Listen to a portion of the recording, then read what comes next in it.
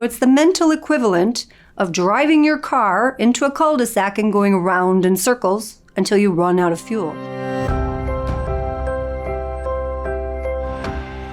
Now, we've been calling out rumination, and we're doing this again because it's quite common, and because the more that we address it, the more we can get a handle on it. We don't want to be spoiling all our good stuff.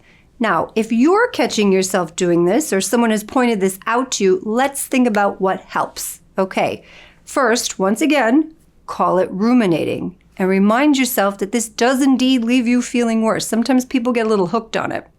The cost-benefit analysis on this one is all cost, no benefits. It increases low mood, increases anxiety, and leads to poorer coping. So it's the mental equivalent of driving your car into a cul-de-sac and going around in circles until you run out of fuel. And then you're surprised every time that you've run out of fuel. Rumination drains you.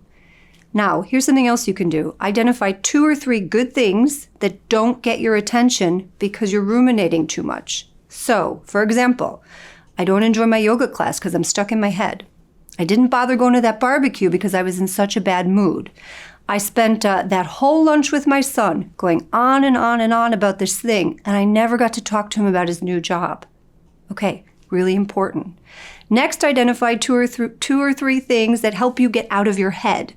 Exercise, Netflix, something that distracts you, a hobby, something you enjoy.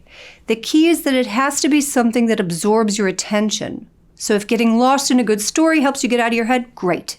Being out in the garden helps you get out of your head, great. A mindless chat with someone or a neighbor, great.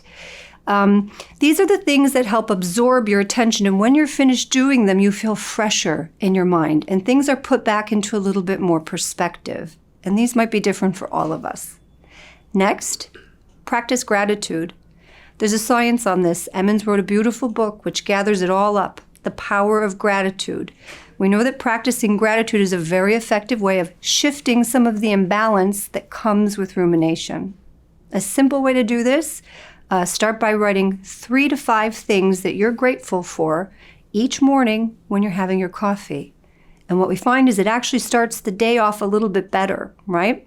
And you can kind of keep returning to those mentally during your day if you start to ruminate. Next, learn to meditate. It strengthens the anterior cingulate, activates the frontal lobes, and there's a lot of bang for your buck in learning to meditate. Another thing, ask yourself if there are any solutions or things that will make this worrisome thing just a little bit better, okay? And always remind yourself of your good coping, the things that you do that work, the ways you stay proactive, the ways you've learned to accept or cope with challenges. Keep bringing your mind back to those and affirm yourself for those, okay?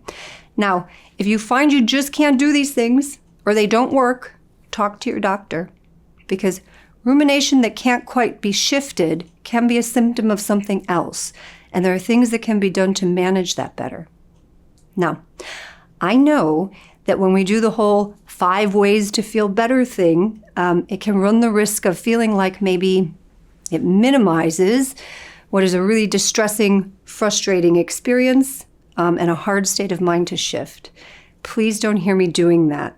This is a bit of a sticky one, so if you're dealing with it, understand that there is help. But we do want to stay focused on proactivity with this one because that's the nature of the beast. It takes us to places inside of ourselves where we think things can't change or get better. And that's not 100% true, okay? That's just the rumination talking. So if nothing seems to help, please, please, please check in with the doctor. There are ways to manage this and it'll make a big difference to your health.